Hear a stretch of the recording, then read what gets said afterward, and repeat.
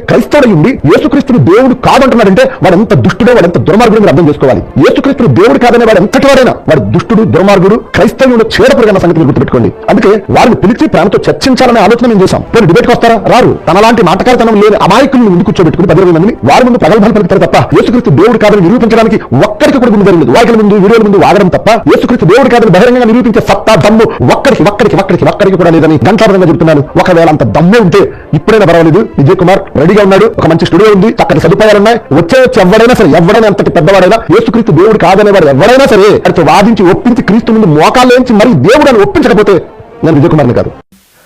Praise the lord, హల్లెలూయా. ప్రియమైన దేవుని యొక్క సంఘములకు ప్రభువైనటువంటి యేసుక్రీస్తు వారి యొక్క శ్రేష్టమైన నామములో ప్రత్యేకించి వందనాలు. మన పరమ తండ్రి, మన కన్న తండ్రి ఈ గొప్ప అద్భుతమైన సమయాన్ని మనకు అనుగ్రహించినారు. సో ఈ సమయము క్రీస్తు యేసు వారి యొక్క శ్రేష్టమైన నామములో మనము సద్వినియోగపరచుకోవాలి. అది కాక పరిశుద్ధాత్మ యొక్క సహకారంలో మనము అనిపిస్తున్న ప్రతి సత్య వాక్యమును మనల్ని సర్వసత్యులకు నడిపిస్తూ తన యొక్క కాపుదల నిండు ఆశీర్వచనాలు మనకు అందిస్తున్నారు. సో ఈ సమయంలో ఇక్కడ కూడుకున్న మీతో నాకు కలిగినటువంటి గొప్ప భాగ్యంలో ఒక ప్రియ సహోదరుని గురించినటువంటి ఆలోచన మీకు నేను తెలియచేయాలనుకుంటున్నాను. ఈ యొక్క స్మాల్ మీటింగ్ కొరకు, ఈ మీటింగ్లో ఉన్నటువంటి ప్రాముఖ్య క్రైస్తవ్యంలో, ఈరోజు క్రైస్తవ్యంలో లోకం వచ్చి కూర్చుంది. బాగా లోకం వచ్చి క్రైస్తవ్యంలో కూర్చుంది, క్రైస్తవ్యం వెళ్ళి లోకంలో కూర్చుంది.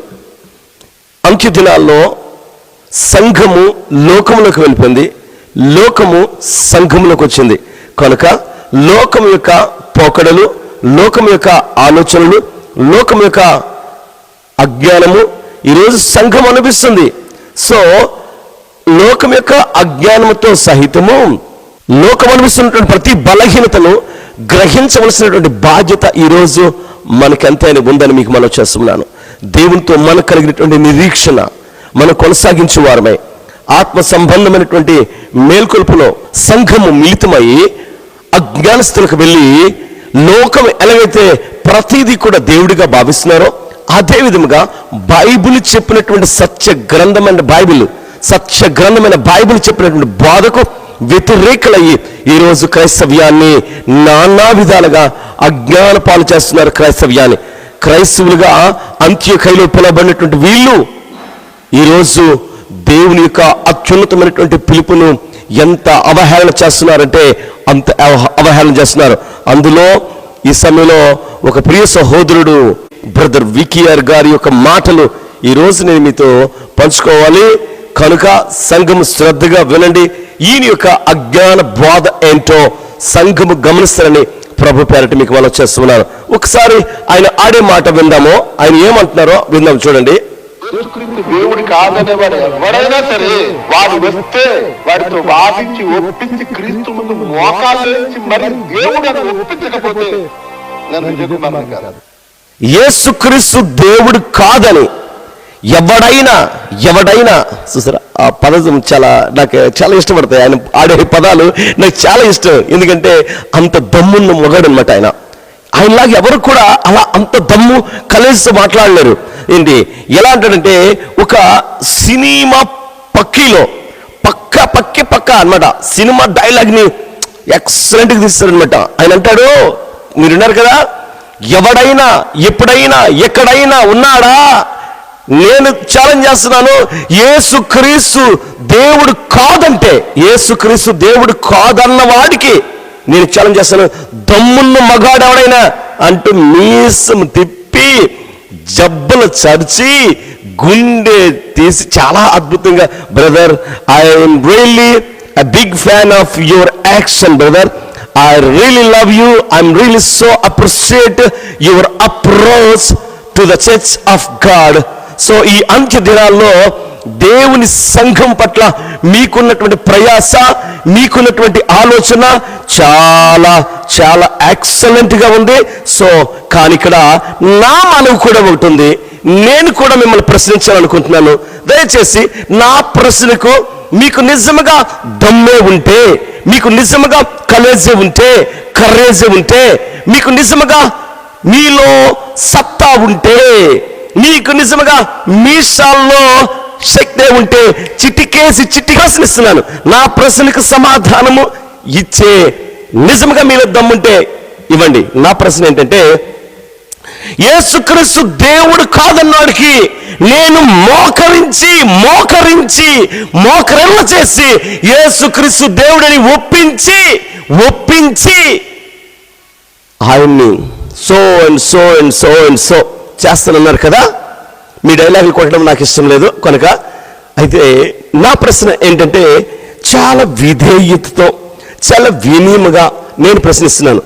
ఎంటైర్ బైబిల్ మొత్తం మీద, ముఖ్యంగా క్రొత్త నిబంధనల న్యూ కవెనెంట్ సిద్ధాంతం ప్రకారము ఏదైతే బైబిల్ని మనం ధ్యానిస్తూ ప్రకటిస్తూ నూతన నిబంధనకు మధ్యవర్తి అయిన ప్రభువైన యేసుక్రీస్తు వారి గురించినటువంటి అవగాహన నిజంగా మీకు కలిగి ఉంటే, అప్పుడు నీ సత్తా ఉందని నిజంగా దమ్మున్న మగాడురా బుజ్జి మనోడు దమ్మున్న మగాడు అని నేను ఒప్పుకుంటాను. బ్రదర్, నేను ఒప్పుకొని తీరుతాను. As I am a monotheist, I declare in the name of Jesus Christ, you are really మగాడు బుజ్జి, ఒప్పేసుకుంటాను. నా ప్రశ్న చెప్పంటారా? ఎంటైర్ బైబిల్లో,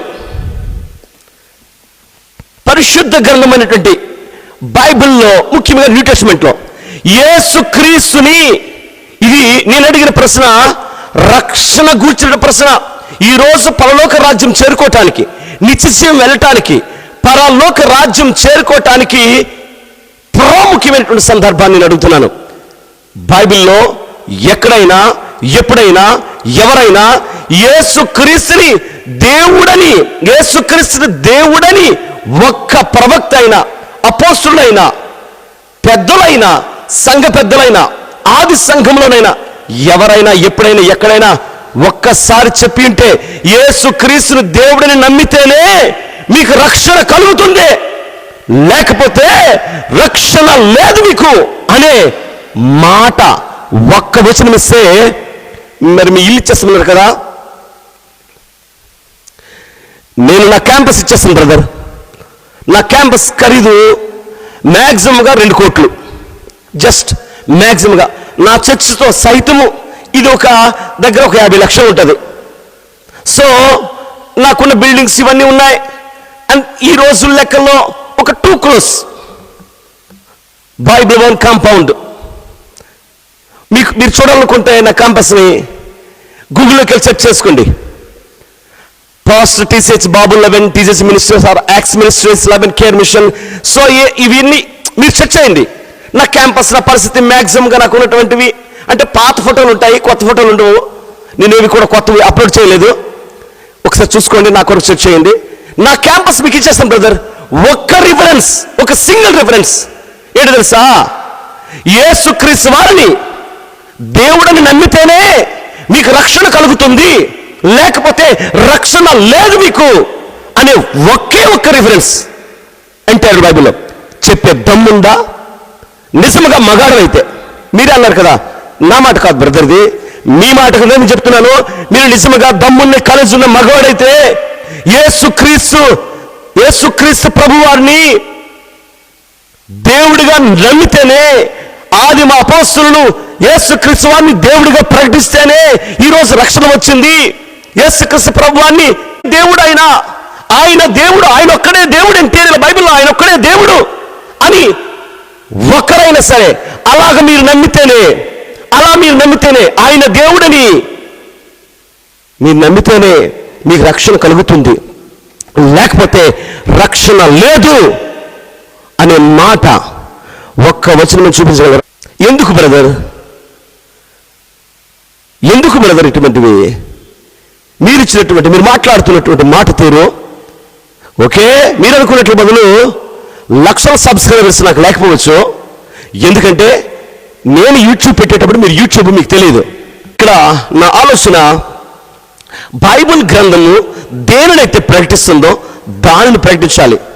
యేసుక్రీస్తు దేవుడు ఇప్పుడు మనం ప్రియ సహోదరులు అయినటువంటి వీళ్ళు BIOE ఉంది కదా, వీళ్ళు మన బ్రదర్ ప్రసన్న బాబు గారు. సో వీరు బోధిస్తున్న బోధనలో యేసుక్రీస్తు దేవుడు, పరిశుద్ధాత్మ దేవుడు, మనము దేవుళ్ళమి. దీన్నే కదా మీరు పట్టుకొని వేలాడారు. కాదు, ఓన్లీ త్రిత్వమై ఉన్నారు దేవుడని. సో బైబిల్ చెప్పని సిద్ధాంతము ఎక్కడ యేసుక్రీస్తు వారు భూమి మీదకి వచ్చిన తర్వాత మేము త్రిత్వమైనటువంటి దేవుళ్ళమి, నేను త్రిత్వమైన దేవుడిని అని ఒకసారి చెప్పలేదు. అపోస్తలుడు మనము త్రిత్వము కలిగినటువంటి ఆ ఏకదేవుణ్ణి ఆరాధిస్తున్నామని చెప్పలేదు. ఆదిమ సంఘం కూడా ఎవరో ఆ ప్రస్తావనకి వెళ్ళలేదు. త్రిత్వ సిద్ధాంతము బైబిల్కి వ్యతిరేకము.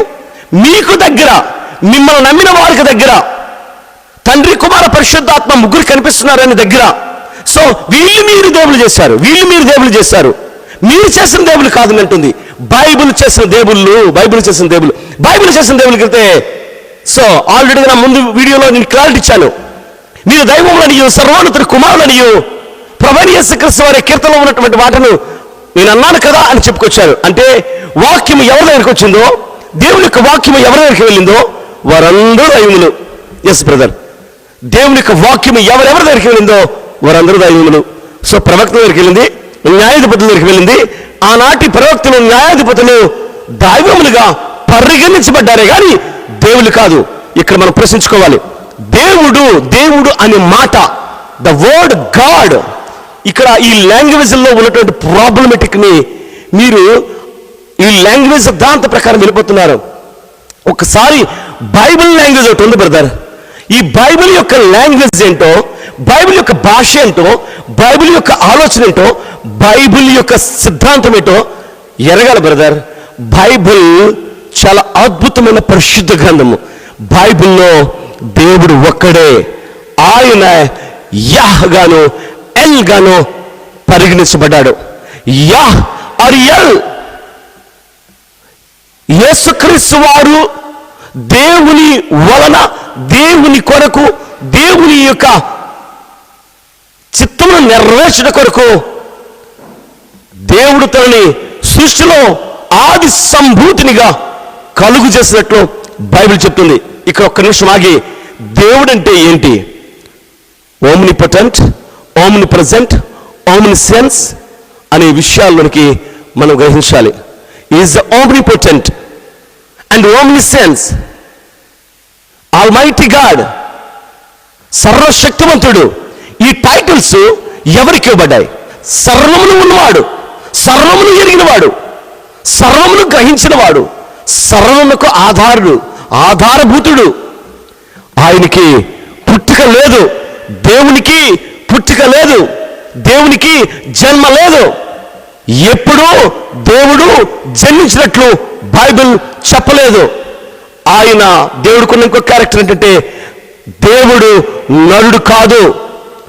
మనలాగా అబద్ధం ఆడటానికి, మనలాగా మోసం చేయటానికి, మనుషుల్లాగా గంటకోలాగా మారటానికి దేవుడు నరుడు కాదు. కానీ నరుడిని తయారు చేశాడు.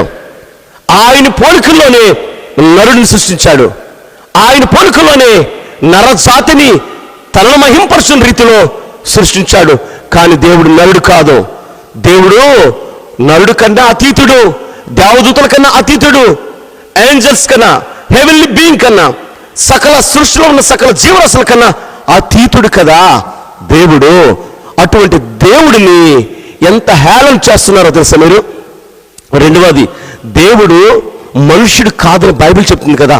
సంఖ్యాకాండము 23వ అధ్యాయము 19వ వచనం చూస్తే, సంఖ్యాకాండము 23వ అధ్యాయము 19వ వచనం చూస్తే అక్కడ ఏం రాయబడ్డది? దేవుడు అబద్ధమాడుటకు నరుడు కాదు, పశ్చాత్తపడుటకు ఆయన నరపుత్రుడు కాడు, ఆయన చెప్పి చేయకుండానా, ఆయన మాట ఇచ్చి స్థాపించకుండానా, సందర్భం ఏదైనా, పరిస్థితులు ఏమైనా, ఆయనకున్నటువంటి క్యారెక్టర్కి, ఆయనకున్నటువంటి ఆలోచనకి, ఆయనకున్నటువంటి జ్ఞానమునకు, శక్తికి, ఆయనకున్న స్థితికి, ఆయనకున్నటువంటి మహా జ్ఞానానికి వ్యతిరేకముగా దేవుడు ఏ పని చేయడు. దేవుడు ఏ పని చేయడు. ఆయన అంటున్నాడు, దేవుడు దేవుడు అబద్ధమాడుటకు నరుడు కాడు. ఇంగ్లీష్లో ఉంటుంది, God is not a man, God is not a man అంటూ కామ ఉంటుంది. ఆ తర్వాత మ్యాటర్ కంటిన్యూ అవుతుంటుంది. So God is not a man. ఇప్పుడు కాదు, ఎప్పుడు కాదు, ఏ స్థితిలోనైనా యేసుక్రీస్తు వారు నిన్న నేడు నిరంతరము ఏకరీతిగా ఉన్నవారు. నిన్న నేడు నిరంతరము. హెబ్రీ పత్రిక అనుకుంటున్నాను, ప్రభువైన యేసుక్రీస్తు వారి కొరకు ఈ మాట రాయబడ్డది. సో నిన్న ఆయన దేవుని దగ్గర మనుష్య కుమారుడే, అనగా ఆత్మరూపేణ ఉన్నటువంటి మనుషుడే. పాత నిబంధన అలా ప్రస్తావన చేస్తుంది. క్రొత్త నిబంధనలో ఆయన మనుష్య కుమారుడుగా జన్మించాడు, ఆత్మ ఆయన ఇచ్చాడు, శరీరాన్ని దావీదు వంశం నుంచి తీసుకున్నాడు. సో ఆయన మనుష్య కుమారుడే. చనిపోయిన తర్వాత కూడా ప్రకటన గ్రంథంలో చూస్తున్నాము ఆయన మనుష్య కుమారుడే. ఒక మనుష్య కుమారుడు పోలినటువంటి ఆయన ప్రకటన గ్రంథంలో చూస్తున్నాము. అటు పాత నిబంధన కానీ ఇటు క్రొత్త నిబంధన కానీ తదుపరి కానీ యేసుక్రీస్తు వారు నిన్న నేడు నిరంతరము ఏకరీతిగా ఉన్నవాడు, దేవుని కుమారుడే. ఆయన దేవుడిగా ఈ లోకానికి పరిచయం కావటానికి దేవుని యొక్క చిత్తము కాదని మీరు ఎరగాలి. ఆయన ఎవరో దేవుడు అని మాటకు వెళ్ళేటప్పుడు మీరు నేను ఈ లోకము బహుశా మానవ రీతిలో ఉన్నాము కాబట్టి ఈ మానవ వీక్నెస్ బట్టి మనం ఆలోచించి ఉండొచ్చు. కానీ గ్రహించిన తర్వాత, సత్యాన్ని గ్రహించిన తర్వాత ఇక్కడ మిమ్మల్ని మోకరింప చేయాలి.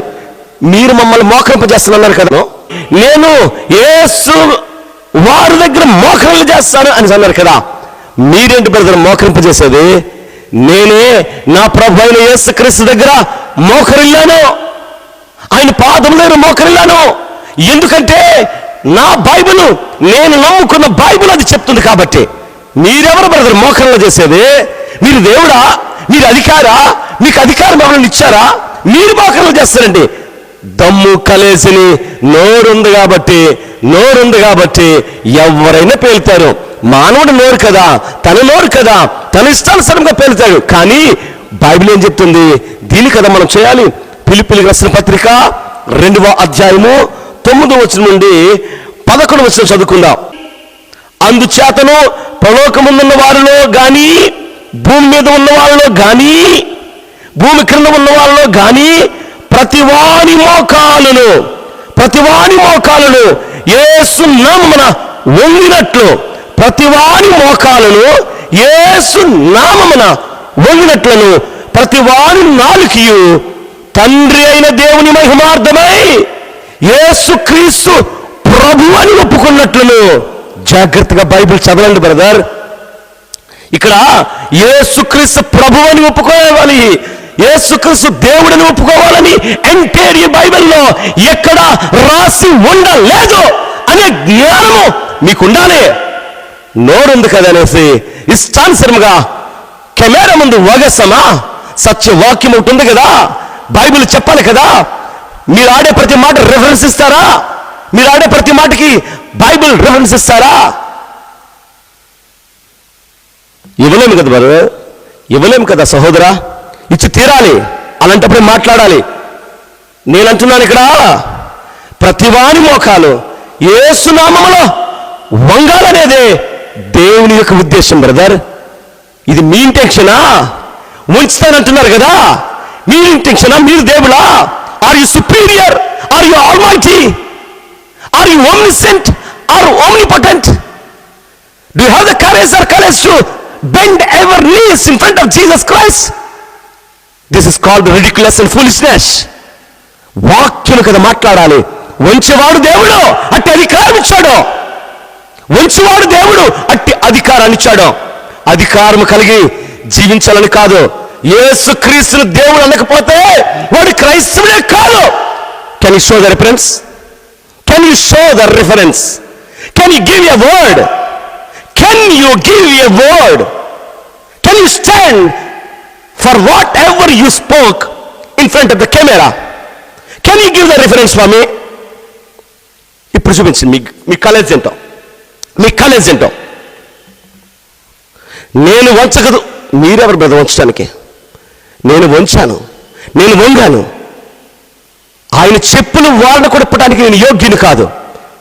నా రక్షకుడు, నా ప్రభువు దేవుని కుమారుడైన యేసుక్రీస్తు వారి యొక్క పాదమును పట్టుకోవడానికి కూడా నేను యోగ్యుని కాదు. I know that because he is my saviour. He died for me and God raised him from the dead. This is the word of God. This is called the word of God. You have to know the truth. Then the truth will make you free from every damage of your mind and soul and spirit. ఏంటో తెలుసా brother, సత్యవాక్యం గైకుంటే చెడిపోయిన మనస్సు, చెడిపోయిన ఆత్మ, చెడిపోయినటువంటి హృదయాన్ని బాగు చేస్తుంది సత్యము. నోరుంది కదా అని మనం పేలేం కదా బ్రదర్. సత్యవాక్యం కొన్ని గొప్పతనం ఏంటో తెలుసా?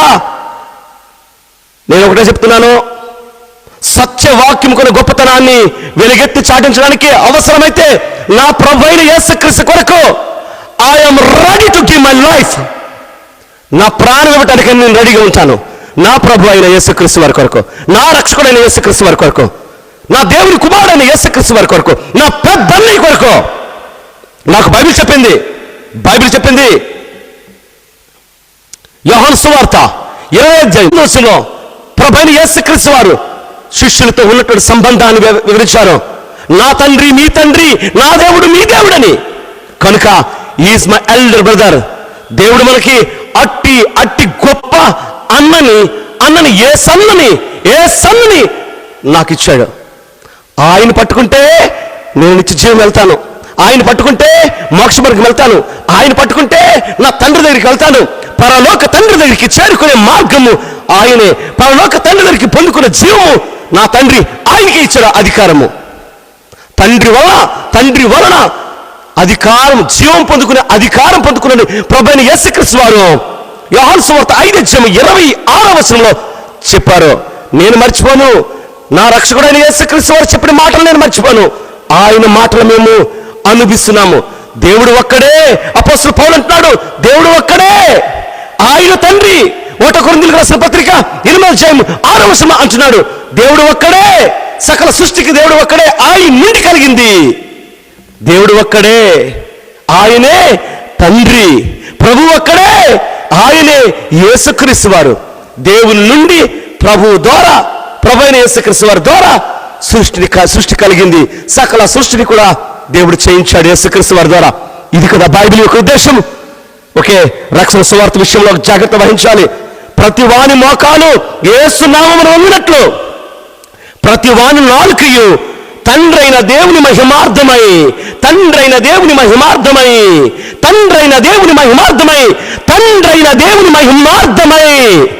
జాగ్రత్త ఆడే ప్రతి మాటకు లెక్క అప్పగించాలి. మీ బాధల్లా యేసు ప్రభుని దేవుడు కాదంటున్నామనే కదా మీ బాధ. యేసుక్రీస్తుని దేవుడిని నమ్మితేనే మోక్షం ఉందని చెబితే నేను కాదు, నాతో ఉన్నవారు కాదు, మేము సత్య సువార్త అలాగే ప్రకటిస్తాం. బైబిల్ మాకు చెప్పింది యేసుక్రీస్తుని ప్రభు అని నమ్మమని, యేసుక్రీస్తుని రక్షకుడిని నమ్మమని, యేసుక్రీస్తుని జీవము పొందాలనుకుంటే యేసుక్రీస్తుని దేవుని కుమారుని నమ్మని. మీరు ఎక్కడ చెప్పారు? నేను ఆ మాటకి వెళ్తాను. మీరు ఒక దగ్గర అన్నారు ఆ మాట, ఇశ్రాయేలీలకి దేవుని కుమారుడుగాను అంజజనాంగానికి దేవుడుగానా? ఎక్కడ బ్రదర్ రాబడ్డది? బ్రదర్, ఒక మాట తీసినా బైబిల్ గ్రంథంలో, జీవ గ్రంథం నుండి వెలువడిన ప్రతి మాటలు ఇవి. ఇందులో ఒక్క మాట తీసినా, ఒక్క మాట కలిపినా నరకానికి వెళ్ళిపోతారు brother. I'm really so sorry brother. I love you my Vijay Kumar brother. I'm really love you. I love you so much. నువ్వంటే నాకు చాలా ఇష్టం బ్రదర్. ఒక అన్నగా ఐ అప్రిషియేట్ యూ. బైబిల్లో ఉన్న సత్యం, ఒకప్పుడు మీరు సత్యంలో ఉన్నారు అని అనుకున్నాను, కానీ మీరు సత్యంలో తొలగిపోయారు. మనం గమనిస్తే ఇక్కడ ఏం రాయబడ్డది? ప్రతి వాని నాలుకయు తండ్రైన దేవుని మహిమార్థమై యేసుక్రీస్తు ప్రభు అని ఒప్పుకున్నట్లు, యేసుక్రీస్తు ప్రభు అని ఒప్పుకున్నట్లు, దేవుడని కాదు బ్రదర్. ఇది కదా చెప్పవలసిన సత్యవాక్యము. మా ప్రయాసం ఏంటి? మా బాధ ఏంటో తెలుసా? మీరు ఒకటి పట్టుకున్నారు బ్రదర్, యేసుక్రీస్తు దేవుడు కాదన్నాడు, క్రైస్తవుడు కాదు అంటాడు పౌలు ఎవరుకొని ఎడ్వర్డ్స్ విలియం. ఆ తర్వాత మిమ్మల్ని చూశాను బ్రదర్, యేసుక్రీస్తు దేవుడు కాదన్నాడు, క్రైస్తవుడు కాదని మీసం మీద చేసి బ్రదర్ యేసుక్రీస్తు దేవుడు అంటే దేవుడు ఓకే బ్రదర్, మీరు అన్నట్లు యేసుక్రీస్తు దేవుడు అంటా, నేను మోక్షమార్గం వెళ్ళిపోతానా? యేసుక్రీస్తు దేవుడిని ఒప్పుకుంటే మోక్షమార్గం వెళ్ళిపోతానా? బైబిల్ ఏం చెప్పిందో అది కదా చేయాలి. యేసుక్రీస్తుని ఏమని నమ్మని చెప్పింది? యోహాను సువార్తలో ఏమని చెప్పబడ్డది? అసలు బైబిల్ ఎలా రాయబడ్డది బ్రదర్? యేసుక్రీస్తు వారు దేవుని కుమారుని నమ్మిన వానికి మాత్రమే జీవము కలుగుతుందని, ఇలాగే బైబిల్ రాయబడ్డదని, ఈ లేఖనాలు వివరిస్తున్నాయని, లేఖనాలు చెబుతున్నాయని అపోస్తలుడైనటువంటి యోహాను గారు చెబుతలేదా? యేసుక్రీస్తు దేవుని కుమారుని నమ్మమని. ఒక ఇశ్రాయేలు మాత్రమే యేసుక్రీస్తు దేవుని కుమారుని నమ్మాలా? ఓకే, బైబిల్ యేసుక్రీస్తు వారిని ఏమని చెప్పిందో ఒకసారి చూద్దాం బ్రదర్. చూడాలి. రోమపత్రిక 10వ అధ్యాయము 9-10 వచనాల్లో ఎలా నమ్మాలో ప్రభువైన యేసుక్రీస్తు వారిని గురించి, యేసుక్రీస్తు వారిని ఏమైనా నమ్మితే రక్షణ కలుగుతుందో బైబిల్ చాలా స్పష్టంగా చెప్పింది. ఈ విషయాలు నా యూట్యూబ్ ఛానల్లో చాలా సార్లు చెప్పాను, కానీ ఈ సమయంలో మరొకసారి మీ కొరకు జ్ఞాపకం చేస్తున్నాను. మీకు తెలియదని చెప్పట్లేదు, మీకు తెలుసు బ్రదర్, మీకు తెలుసు. మీకే కాదు, మిమ్మల్ని ఫాలో అవుతున్న వారు కూడా నేను చెప్పాలి. ఎందుకంటే బ్రదర్, నేను వికేఆర్ అన్నగారిని నేను ఏదో అనాలని కాదు. వికేఆర్ అన్నగారి పట్ల నాకు చెడ్డ అభిప్రాయం లేదు. Is really my brother. వాట్సాప్లో చాట్ చేశాను, ఎందుకంటే నేను అమెరికా వెళ్ళటానికి ప్రయత్నం చేస్తున్నప్పుడు నేను అటు నుండి వచ్చిన తర్వాత మీతో మనం కలిసి ఒక మీటింగ్ చేద్దాం బ్రదర్ అని నేను ఆయనతో అడిగాను. ఓకే బ్రదర్, తప్పనిసరిగా చేద్దామని కూడా ఆయన చెప్పారు. సో ఇక్కడ ఏంటంటే నాకు ఆయన అంటే చాలా అభిమానం, చాలా ప్రేమ. ఈ ప్రేమతోనే ఒక దేవుని యొక్క సేవకుడుగాను, ఆ తోటలో పనుడు గాను, కూలోడు గాను, నా తోటి సహోదరుడుగాను ఈ సమయంలో ఈ మాట తెలియజేస్తున్నాను. ఏమైనా నమ్మితే మన రక్షణ ఉంది, అదే కదా. ఏమైనా నమ్మితే రక్షణ ఉందో ఆ నమ్మకమే కదా చెప్పాలి. ఒకవేళ యేసుక్రీస్తు దేవుడిని నమ్మితే రక్షణ ఉందనుకుంటే తప్పనిసరిగా ఎవరు కాదన్నా, ఎవరి లేదన్నా, యేసుక్రీస్తు వారు దేవుడు అంటేనే రక్షణ ఉంది బైబిల్ చెప్పుంటే తప్పనిసరిగా దాన్నే బ్రదర్, దాన్నే బోధించాలి, దాన్నే ప్రకటించాలి. వేనోళ్ళతో కాదు, లక్ష నోళ్ళ, కోట్ల నోళ్ళతో ఆ విధముగా స్మరించి, స్తుతించి, కీర్తించి ఆ విధముగా మనం చెప్పాలి. యేసుక్రీస్తుని ఆరాధించమని బైబిల్ చెప్తే, యేసుక్రీస్తు స్తుతించమని బైబిల్ చెప్తే, యేసుక్రీస్తుని దేవుడిని నమ్మని బైబిల్ చెప్తే, యేసుక్రీస్తుని మాత్రమే దేవుడిగా స్వీకరిస్తే నీకు రక్షణ ఉందని చెబితే తప్పనిసరిగా మనము దానినే చేయవలసిన బాధ్యత మనకు ఉంటుంది, దేవుని నమ్ముకున్న వారుగా. కానీ బైబిల్ ఆ విధంగా చెప్పలేదు. దేవుడున్నాడు. ప్రభువైన యేసుక్రీస్తు వారు మాట్లాడుతూ యోహాను సువార్త 4వ అధ్యాయంలో ఆయన సమరయ స్త్రీతో మాట్లాడుతూ ఒక విషయాన్ని బోధిస్తాడు. ఆమెకు చెప్తాడు, సమరయ స్త్రీతో మాట్లాడుతూ చాలా విషయాలు జరిగిన తర్వాత, డిస్కషన్ అయిన తర్వాత ఆరాధన కొరకు వెళ్ళేటప్పుడు యేసుక్రీస్తు నోటితో చెప్పి, తండ్రిని ఆరాధించు. ఒక కాలం వస్తుంది, తండ్రిని ఆరాధించే కాలం వస్తుంది. మనము ఆయన ఆరాధించేటప్పుడు ఆత్మతోను సత్యముతోను ఆయన ఆరాధించాలి. ఆయన మాత్రమే ఆరాధనకి యోగ్యుడు. తండ్రి కూడా అలాగే కోరుకుంటున్నాడు, తనను ఆరాధించమని కావాలని కోరుకుంటున్నాడు అని చెప్పి సాక్ష్యాన్ని ఇస్తాడు సమరయ స్త్రీకి. బైబిల్ చదివినప్పుడే కదా మనకు అర్థమవుతుంది. యేసుక్రీస్తు వారు చెప్పిన మాటే. ఒకడొచ్చి అంటాడు యేసుక్రీస్తుని దెయ్యం వెళ్ళి సాగిలపడ్డారు కదా, దెయ్యం ఆరాధించింది కదా, దెయ్యం వర్షించింది. నువ్వు దెయ్యానివా బ్రదర్? నువ్వు దెయ్యానివా తమ్ముడా? నువ్వు దెయ్యానివా? వెళ్ళి దెయ్యానికి భయం కలిగింది యేసుక్రీస్తు వారంటే రక్షణ. ఎందుకంటే దేవుని కుమారుడు కాబట్టి, రక్షకుడు కాబట్టి, సర్వాధికారాలు ఆయన చేతిలో ఉన్నాయి కాబట్టి, దేవుడు సర్వాధికారం ఇచ్చాడు కాబట్టి, అటు పరలోకములు కానీ ఇటు భూలోకములు కానీ సర్వ అధికారము తండ్రి వలన ఆయన కలిగి ఉన్నాయని బైబిల్ కలిగి ఉన్నాయి ఇవ్వబడ్డాయని యేసుక్రీస్తు నోటు ద్వారా చెబుతూనే ఉన్నాడు.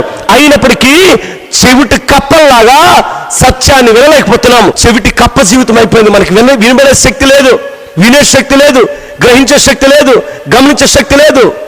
బైబిల్ ఏం చెప్పిందో దాన్ని కదా మనం ప్రకటించాలి.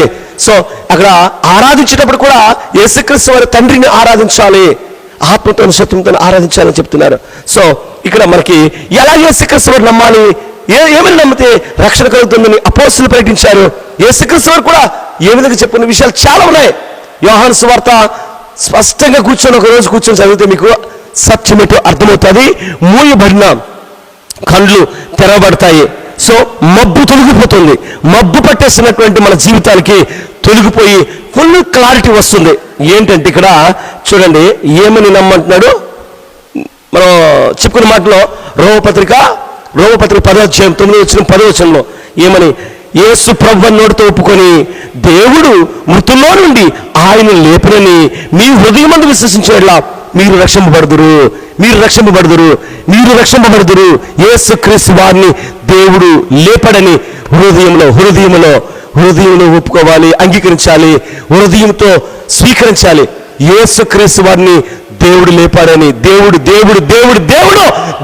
తండ్రి లేపాడని అర్థం కావాలి. అర్థం కాకపోతే ఏం చేస్తాం? అర్థం అవ్వదు.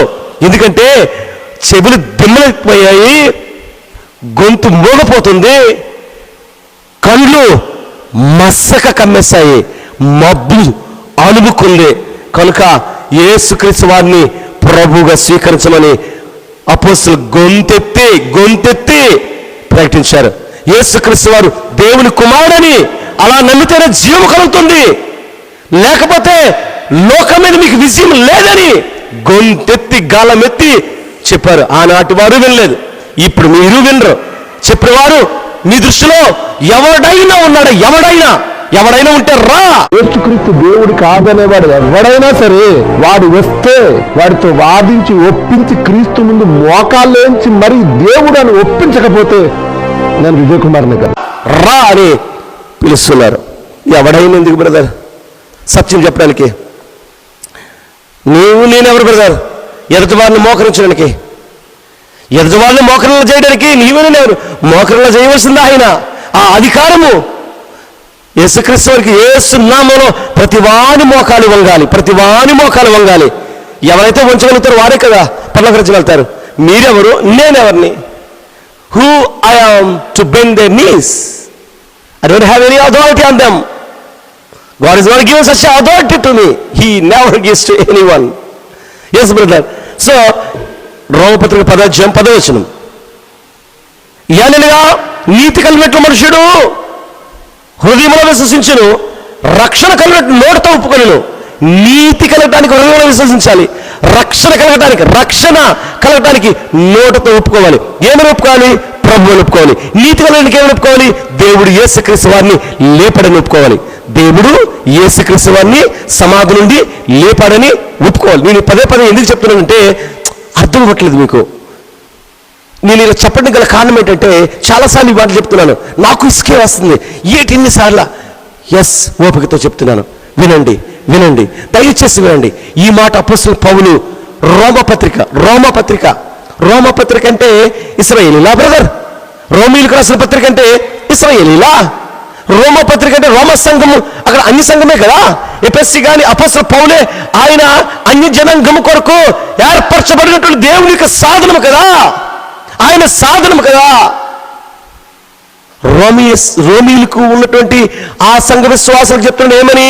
యేసుక్రీస్తు వారిని ప్రభువుగా నీ నోటితో ఒప్పుకో, దేవుడు మృతుల్లో నుండి లేపాడని హృదయమందు విశ్వసించు, అప్పుడు కదా నీకు రక్షణ కలుగుతుంది. ప్రియమైనటువంటి వింటున్న సహోదరులారా, మీరు అపోల్లో వాళ్ళు కావచ్చు, మీరు లేక పేతురు వాళ్ళు కావచ్చు, లేకపోతే మీరు ప్రిటేరియన్ కావచ్చు, లేకపోతే మోనోథిస్టులు కావచ్చు, మీరు రోమనికేతలు కావచ్చు, మీరు ప్రొటెస్టెంట్లు కావచ్చు, లేకపోతే మీరు సెవెంత్ డే అడ్వెంటిస్టులు కావచ్చు, మీరు చర్చ్ ఆఫ్ క్రైస్ట్ క్రీస్తు సంఘస్థులు కావచ్చు, మీరు ఎవరైనా కావచ్చు. రోమపత్రిక 10:9 మీ జీవితం సార్థకం కాకపోతే మీరు ఎవరైనా కావచ్చు నిత్య జీవానికి వెళ్ళలేరు. నిత్య జీవానికి వెళ్ళాలనుకుంటే వాక్యానుసరమైనటువంటి ఆలోచన, వాక్యానుసరమైన ఉద్దేశం కావాలి. ఇది ఇప్పుడు తొడగొడదాం, ఇప్పుడు మీసం తిప్పుదాం, అప్పుడే మనము గుండు సరిచి నిలబడదాం. యేసుక్రీస్తు వరకు ఎవరైనా సరే అజ్ఞాన బాధ చేసే వారిని తిప్పికొడదాం. ఎవరిది అబద్ధ బాధ? ఎవరు కల్ట్స్ తెచ్చారు? ఈ కల్ట్స్ ఎవరు తీసుకొచ్చారో, వాక్యానికి విరోధమైన బాధ ఎవరు చేస్తున్నారో, మేమేమైనా చేస్తే దేవుని రాజ్యానికి వారసులం కాదనే విషయం మాకు భయం లేదా? పరలోక రాజ్యం చేరాలనే ఆలోచన లేదా? ఎవరిది అజ్ఞానము, ఎవరిది అవహేళన జీవితము, ఎవరిది ఈ నీచమైన బ్రతుకు? యేసుక్రీస్తు వారు ఎందుకు వచ్చారో గమనించాలి. దేవుడు ఆయన ఎందుకు పంపించారో గమనించాలి. సో ఒక మాట మీకు నేను తెలియచేయాలి. యోహాను సువార్త 3:16 అందరికీ తెలిసిన మాటే, కానీ మరోసారి మీ కొరకు, దేవుడు లోకం ఎంతగానో ప్రేమించును కాగా ఆయన తన అద్వితీయ కుమారునిగా పుట్టిన వాని యందు, తన అద్వితీయ కుమారునిగా పుట్టిన వాని యందు, అంటే అద్వితీయ కుమారుడిగా పుట్టిన వాని యందు, కానీ అద్వితీయ దేవునిగా పుట్టిన యందు కాదు, కుమారుడిగా పుట్టిన వాని యందు విశ్వాసం ప్రతివాడు నశింపక నిత్య జీవం పొందును, నిత్య జీవము పొందినట్లు ఆయన అనుగ్రహించను. 17వ వచనము, లోకము తన కుమారునితో రక్షణ పొందుటకే గాని లోకము తీర్పు తీర్చుటకు దేవుడు ఆయన లోకములకు పంపలేదు. సో ఆయనను విశ్వాసించే వారికి తీర్పు తీర్చబడదు. విశ్వసించిన వాడు దేవుని అద్వితీయ కుమారుని నామమున విశ్వాసించలేదు కనుక వానికి ఇంతకు ముందే తీర్పు తీర్చబడిను. ప్రియమైనటువంటి సహోదరులారా, బైబిల్ చెప్పిన బోధ యేసుక్రీస్తు వారిని దేవుని కుమారుడుగాను, యేసుక్రీస్తు వారిని ప్రభుగాను, యేసుక్రీస్తు వారిని రక్షకుడుగాను నమ్మమని బైబిల్ చెప్తుంది. బైబిల్ చాలా స్పష్టంగా చెబుతుంది. మీకు ఇంకో మాట నేను చదివి వినిపించాలని మనం చేస్తున్నాను. 1వ యోహాను పత్రిక 4వ అధ్యాయము 12వ వచనం నుండి కొన్ని విషయాలు చదువుదామండి.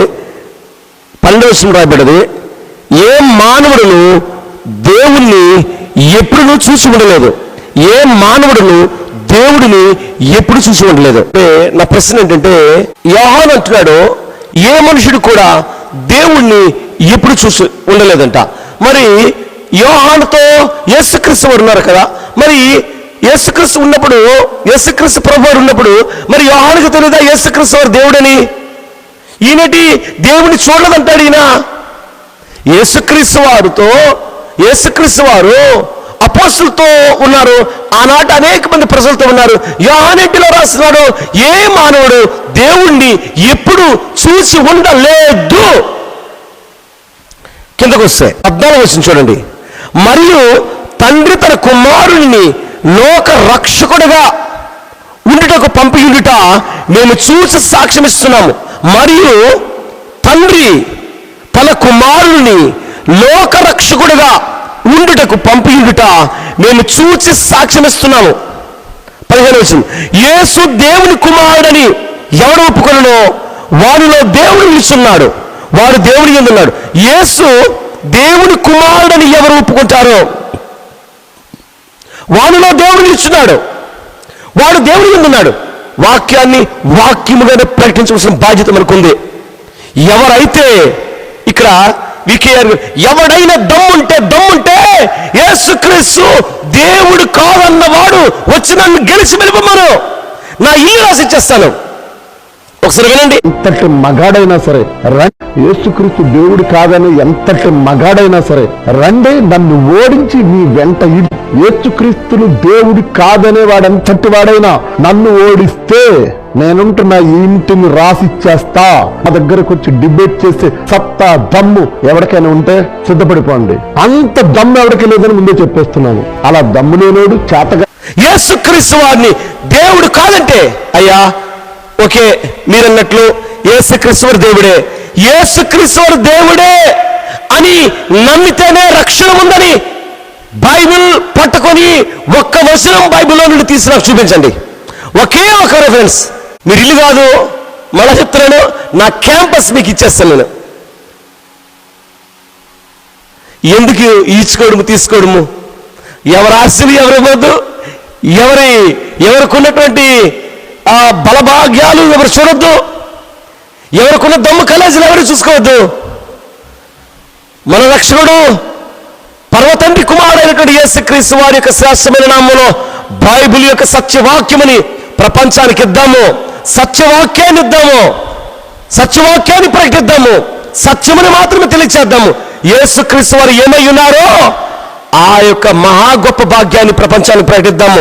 యేసు దేవుని కుమారుడని ఎవడు ఒప్పుకొనునో, అడు యూదుడైనా, అడు గ్రీకు దేశస్థుడైనా, అడు పారసీకుడైనా, అమెరికన్ అయినా, ఇండియన్ అయినా, పాకిస్తాన్ అయినా, లేకపోతే ఏ నేషన్ అయినా సరే యేసుక్రీస్తు దేవుని కుమారుడు. ఇది బైబిల్ యొక్క సత్యము. యేసుక్రీస్తు వారిని దేవుడు లోక రక్షకుడుగా పంపించాడు. యేసుక్రీస్తు వారిని దేవుడు చనిపోయి తిరిగి లేచిన తరువాత రాజుగా పట్టాభిషేకం చేశాడు. యేసుక్రీస్తు వారికి రాజ్యాధికం ఇచ్చాడు. ఆయన రాజే. ఎస్, పిలాతు అంటాడు, నువ్వన్నట్లు నేను రాజునే, నేను, నా రాజ్యం వేరు, మీ రాజ్యం వేరు, నేను సత్యమును గూర్చి సాక్ష్యం ఇవ్వడానికి ఈ లోకానికి వచ్చాను. ఎస్, యేసుక్రీస్తు వారే సత్యమును గూర్చి సాక్ష్యం ఇవ్వడానికి ఆయన సత్య సాక్షిగా ఈ లోకానికి వచ్చాడు. యేసుక్రీస్తు వారు సత్య సాక్షి. కనుక ప్రియమైనటువంటి సహోదరులకు మనం చేస్తున్నాను, మనము మరియు తండ్రి తన కుమారుడు లోకరక్షకుడిగా ఉంటే పంపియుడా నేను చూసి సాక్ష్యం ఇస్తున్నామయ్యా. అపోస్తలులు అంటున్నారు, యేసుక్రీస్తు వారు తండ్రి లోకరక్షకుడిగా పంపించాడు, దీనికి మేము సాక్షులమని అపోస్తలులు చెప్పారు. మనం చెప్పాలి. ప్లీజ్ బ్రదర్, బైబిల్ ఏం చెప్తుందో చెప్పండి. యేసుక్రీస్తు దేవుడు దేవుడు దేవుడు దేవుడు కాదు, దేవుడు కాదన్నవాడు వాడు క్రైస్తవుడే కాదు. ఎక్కడ ఎక్కడ ఎక్కడ ఉంది ఆ మాట? ఎక్కడ ఉండబెట్టి బైబిల్లో ఉంది కదా, ఎక్కడ ఉందని? యేసుక్రీస్తుని దేవుడు కాదన్నాడు, క్రైస్తుడు కాదని. యేసుక్రీస్తు వారిని వెంబడించిన ప్రతి ఒక్కరు కూడా క్రైస్తవులు. యేసుక్రీస్తు వారిని వెంబడించిన వారు. We are the disciple of Jesus Christ and we are brothers of Jesus Christ. We are coworkers of Jesus Christ for the kingdom of God, to establish the kingdom of God. దేవునికి రాజ్య విస్తరణ కొరకే మనము కూడాను దేవుని రాజ్యంలో. అందుకంటే అపోస్తలుడు పౌలు అంటాడు, మీరు క్రీస్తుతో శ్రమపడిన యెడల క్రీస్తుతో వారసులు. హల్లెలూయా. ఎస్ బ్రదర్, క్రీస్తుతో శ్రమపడిన యెడల క్రీస్తుతో వారసులు. అపోస్తలులందరూ క్రీస్తు వారసులు అయ్యారు. ఆది సంఘము క్రీస్తు వారసత్వాన్ని పొందుకుంది. ఆ పరలోక రాజ్యంలో ఉంది, మహిమ కలిగిన రాజ్యంలో ప్రవేశించారు. దేవుని యొక్క సామ్రాజ్యము వారిదే సొత్తయింది. ఈరోజు అంచె దినాల్లో మనం ఉన్నాము, మీరు నేను అంచె దినములో ఉన్నాము. సత్యమును ప్రకటించి సత్యమునకు సాక్షులుగా ఉండవలసిన బాధ్యత మీకుంది, నాకుంది. ఎస్, సత్యము కొరకు మీసం నిలుపుదాం, సత్యమును కొరకు జబ్బ చర్చుదాం, నీతి కొరకు జ్ఞానాన్ని అనువిద్దాం, ప్రకటిద్దాం. అంతేగాని అజ్ఞాన బాధలు మనకెందుకు బ్రదర్? అజ్ఞానమైనటువంటి ఈ లోక సంబంధమైనవి ఎందుకు బ్రదర్? బైబిల్ ఏం చెప్పిందో దాన్ని మాత్రమే చేద్దాం. యేసుక్రీస్తు ప్రభు అని చెప్పింది, యేసుక్రీస్తు వారు దేవుని కుమారుడు అని చెప్పింది బైబిల్. యేసుక్రీస్తు వారు రక్షకుడని ప్రకటించమని సాక్ష్యము. ఎందుకు మేము సాక్షులం? అపోస్తులు సాక్షులైనప్పుడు అపోస్తుల బాధను చేస్తున్న మనం కూడాను యేసుక్రీస్తు వారి రక్షకుడనే కదా.